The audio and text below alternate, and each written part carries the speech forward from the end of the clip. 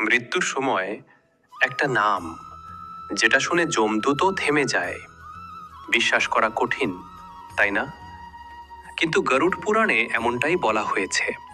সেই নামটা হলো রাম নাম। হিন্দু ধর্মের এক অত্যন্ত রহস্যময় গ্রন্থ গরুড় পুরাণ।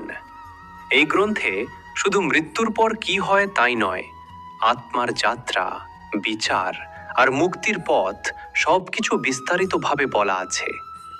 আর এই গ্রন্থেই বলা হয়েছে রাম নাম হলো এমন এক শক্তি যা মৃত্যুকেও বদলে দিতে পারে। একবার কল্পনা করে দেখো, একজন মানুষ জীবনের শেষ মুহূর্তে শরীর ধীরে ধীরে নিস্তেজ হয়ে যাচ্ছে। চারদিকে যেন অদ্ভুত এক নীরবতা। আর সেই নীরবতার মধ্যে দূর থেকে এগিয়ে আসছে ভয়ঙ্কর যমদূত।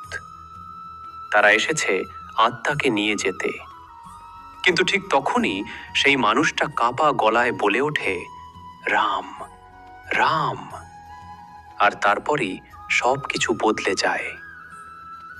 গরুড় পুরাণ অনুযায়ী রাম শুধু একটা নাম না, এটা এক দিব্য শক্তি, এক পবিত্র কম্পন। যখন কেউ আন্তরিকভাবে রাম নাম জপ করে, তখন তার চারপাশে এক অদৃশ্য শক্তি তৈরি হয়, যা অশুভ শক্তিকে দূরে সরিয়ে দেয়।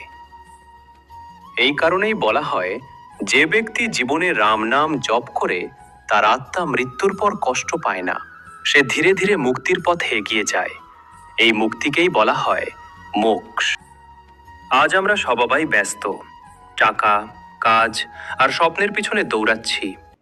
কিন্তু একটা প্রশ্ন, শেষ মুহূর্তে এসবের মধ্যে কোনটা আমাদের সঙ্গে থাকবে?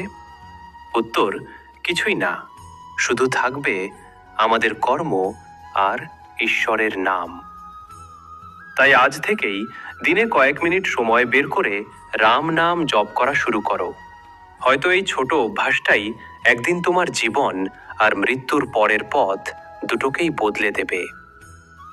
ভিডিওটা যদি তোমার ভালো লাগে লাইক করো, আর এমন আধ্যাত্মিক ভিডিও পেতে চ্যানেলটা সাবস্ক্রাইব করে নাও।